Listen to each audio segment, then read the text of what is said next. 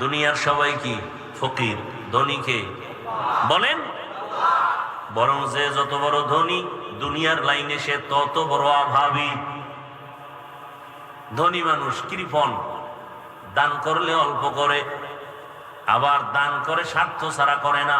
আমার নাম দাও, ব্যানারে নাম লাগাও, তাহলে আমি কিছু টাকা দিতে পারি, ঠিক নেই? আবার চায়ের দোকানে বসে বলে দান করছে মাদ্রাসায় 50,000, মানুষের সাথে গল্প করে পুরা মাদ্রাসা আমি করছি। আছে না নাই? এজন্য রাসূল বলেন কিয়ামতের ময়দানে জাহান্নামে যাবে প্রথম 3 জন ব্যক্তি। কয়জন? প্রথম জাহান্নামে যাবে 3 জন। কেমন 3 জন তারা? দুনিয়ার সব বিবেক বলে এই 3 জন মানুষ বিনা হিসাবে জান্নাত পাওয়ার যোগ্য।